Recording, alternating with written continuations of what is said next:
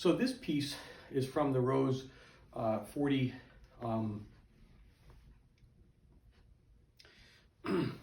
This piece is from the Rose 40 studies, and it will obviously for KMEA All-State things are they'll give a fast and a slow piece each year. This is the fast piece, and it is demonstrating articulation. So I think what we should be doing is focusing in on repeated notes in different registers of the clarinet, and also changing notes when we articulate. So that is what this is demonstrating. It's got quite a large range to articulate in, all the way down from low F to up to high F, and that presents quite a few challenges. So I thought what we should do is probably talk a little bit about how to articulate in those two different instances, and also just give a general overview of articulation. Articulation is primarily about the steady blowing of air. So once the air is in motion, I think of my lower area here, I guess I could call it a stomach area. It takes in the air, and anything else that comes in here above is kind of icing on the cake, extra for us. So take the air in and blow out. I let my tongue be the little valve. So the steps I think of are: take the air in, gently put the tip of the tongue right under the tip of the reed so that the reed is stopped. Then I release my tongue, and since I have been blowing the air, now the air is able to go through the tip of the mouthpiece and reed, and then when I gently put my tongue back on the reed, the tone stops. So the steps are essentially: put the tongue on the reed, take the air in, first step, put the tongue on the reed, and now you're blowing the air while you're having this sort of resistance against the reed that's not vibrating. When you release the tongue, now your tone has produced, is being produced, and then you put the tongue back to stop it. I think that the key thing that we tend to forget about articulation is the steadiness of the air even when there's no sound. So I can be saying T, T, T, and by the way, I like to say the syllables D, E, E, T, or T, E, E, T. So that's generally the syllable I'm saying when I'm articulating. So we forget sometimes that the air actually is the most important part. With the tongue making contact with the reed is sort of almost in a way a sort of afterthought.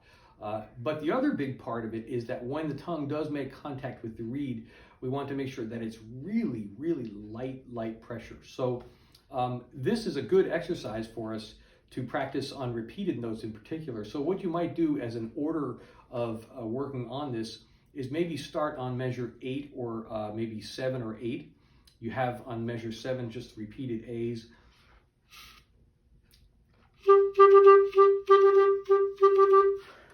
And so you might just stay on one note and just repeat the note until you feel that you have good control over saying the T, T, T, T, T, T, T, or the G in bar 9. Bar 8 rather.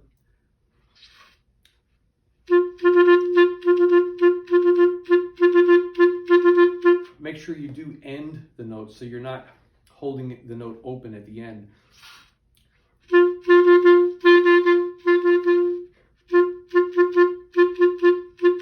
It's always a steady pressure of air instead of puffing like that. So we want to have the steady pressure of the air. Now, the next big challenge with the articulation, besides tonguing on repeated notes, I want to try to avoid the words easy and hard. But when we tongue down, when we tongue down low on the register, in the Chalumeau register, so we have at the end of the piece some scales that go down in measure 33, for instance.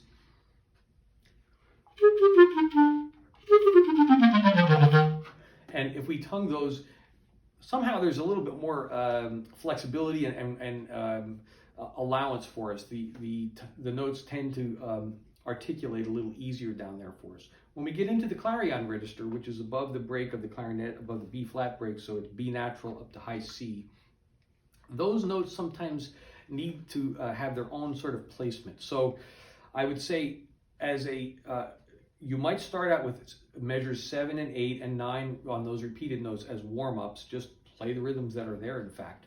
So in bar 7, 8 is a G. I'm just kind of extracting portions of those bars. Once you warm up with that repeated note in that register, then you might start going higher. So if we look at other bars such as bar 25 and 26, 24 for instance, you have 24, I have some water in here, A flats, 25, 26,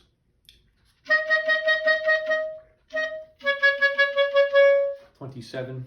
Try repeating those notes for a while. The same sort of idea of saying t, t, t, t, t, t. But if you stay on the note for a while, you'll find that you're able to really acclimate and find the good positioning and good, I guess we call it voicing, which is kind of a generalized word for the position of the tongue in the mouth. For instance, if you're going to say O or E, and when we articulate in general, we're saying t, t, t, t, t, t, t. So I would stay on those notes in bars 24, 25, 26, a little bit 27, just to acclimate your whole oral cavity and voicing and ears and shaping to where those notes are. So that's repeated notes. Start out maybe say, like I said, in bar 7, 8, and 9. You can also possibly do some of bar 33, where you're having the shallow mo register articulation. Next, number 2 would be to work on the individual notes articulating in 24, 25, and 26, 27, maybe even in 28. Now, once you are starting to feel comfortable with those, you're going to have to change notes. And that's what the big challenge of this particular piece is, that you're moving from usually from the upper clarion register down all the way to the low shallow mo register very rapidly, one note at a time, and sometimes are changing registers very rapidly. For instance, in bar 21, you have some eighth notes.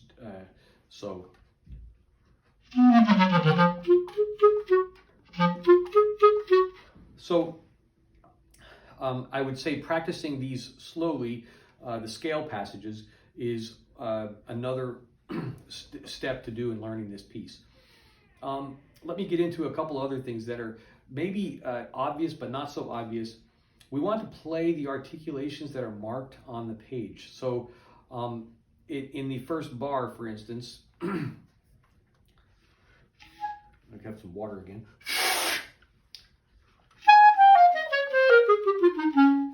And so if there are slurs marked and articulated notes marked, I would work on those slowly.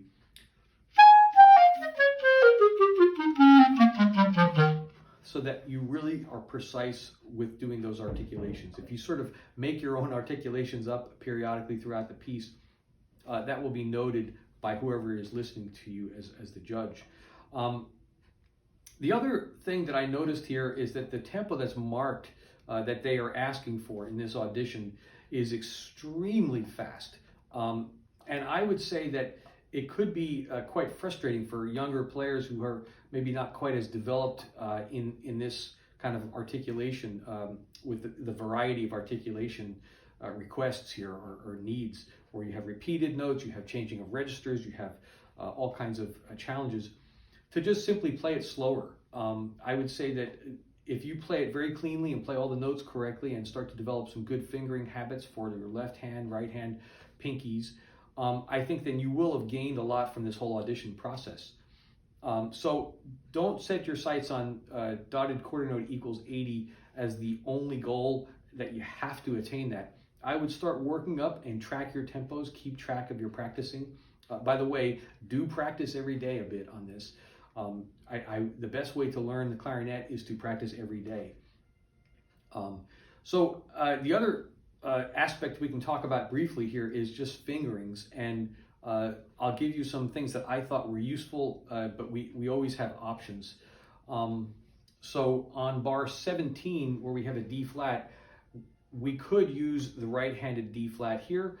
I happen to use the left hand here, and that's, I guess, in a way, it's like a D flat major scale here, except we have a little bit of a passing note, an A natural here, and then in bar 18, a D natural passing, and then also a B natural passing.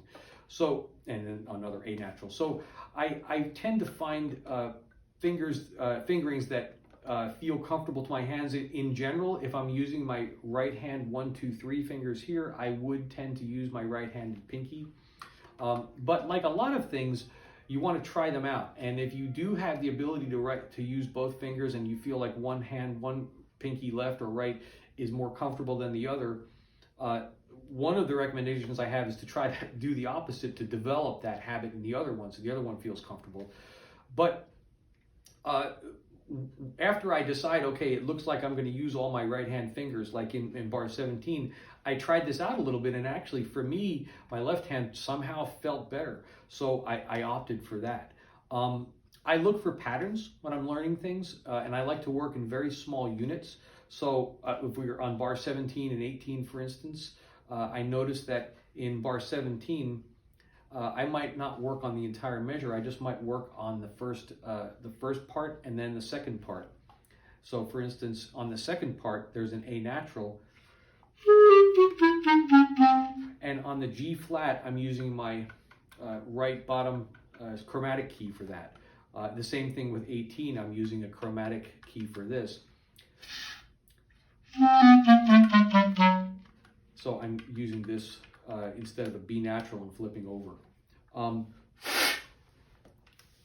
We have accents that are marked marcatos in 22, 23, 24, the very opening bar 1, bar 2, bar 3, and those are as best as you can accenting those notes.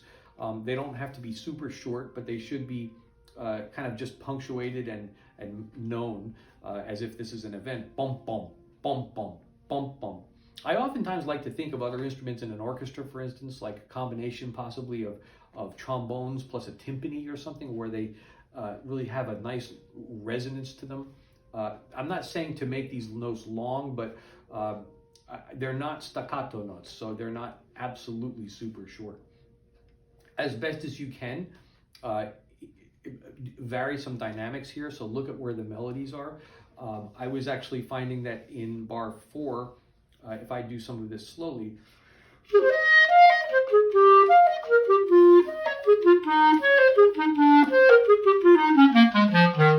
so I put a little bit of a crescendo into the downbeat of bar 7, and that makes me feel like the line is moving somewhere. So we might be very worried about technical aspects of articulation with this piece, but do think about the musical phrasing, and some of the tools you can think about with that are, in this particular piece at least, some of the phrases are delineated by where the rests are. So at the end of that phrase, in the downbeat of bar 7, that's the end of that phrase, and then it picks up into the new phrase after that. So you might do a little bit of a crescendo into that low F, and then when you come in on the A after that, so bar 6.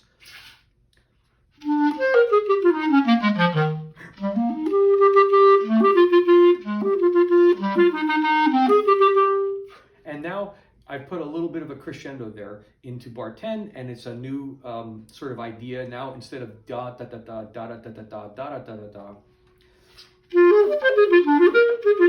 we have 6 notes, 3 slurred and 3 tongued. So again, look for patterns. Add some very, very subtle dynamics. I'm not saying to change all the dynamics in the piece, but some of this goes for a long time without any dynamic change, and if we don't follow the melody notes that we're seeing and hearing, it'll sound very boring and almost like an exercise. Let's see if there's any other last minute ideas I can tell you.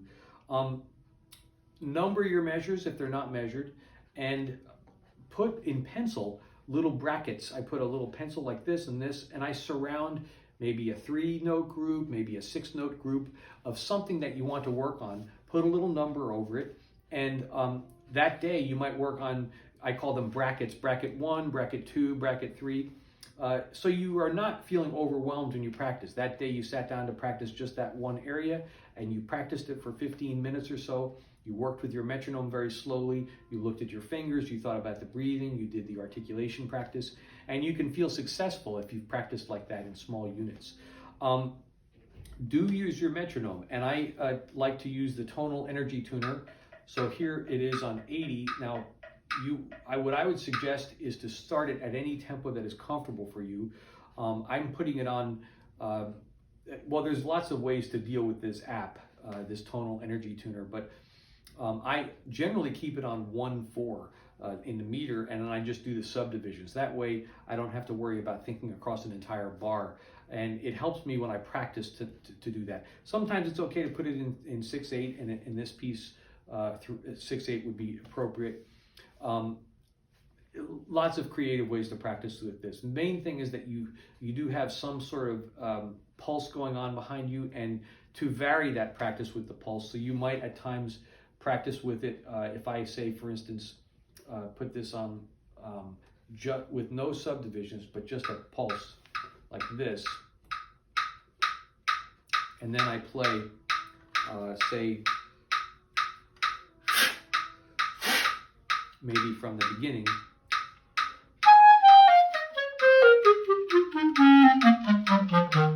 Like that. Now I've really slowed it down. I feel very certain about where all the pulses are. And then as I might speed that up, a way to practice with a metronome is to speed that click up. So that was on every 8th note.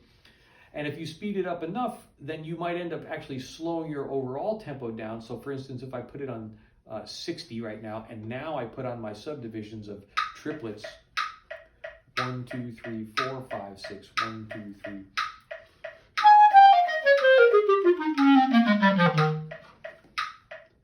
Now, one other idea, phrasing-wise, is that I tend to like to put slight accents, very, very light accents on things that will give it a little bit of forward motion. And in that case, I did that here. Something like that. Parts that are challenging, I think I mentioned bar 17 and 18 and also bar 20 and 21. They look similar, but they're slightly different. I tell you, the way I think of scales are, I like to think of scales as what they are: a major scale and a minor scale, various types of minor scales. But then I also like to think of scales as if we were to put a half step anywhere in that scale that doesn't belong there. For instance, if there's a major scale, and then we come in this particular one, if I pretended that it was D flat major, but I put a half step after the 6th note, B flat. Now this might sound kind of complicated, but I sometimes actually practice scales like this where I add a half step where it doesn't belong, and then the end result is that my tonic note or the end note, when I'm done with my scale, comes out in a different place in the bar, maybe a 16th note or an 8th note later or earlier. And so that's what's happening here. Mozart has done this actually in his concerto, and it's a beautiful way to embellish a phrase, is just add half steps in different locations. So that's what's happening in bar 17 and 18 and bar 20 and 21. And if you take note of that and be aware of that, you'll be a lot more sure about the accuracy. I wish you all good luck, and please stay in touch. If there's any questions, please message me. And I thanks so much for you all watching the video.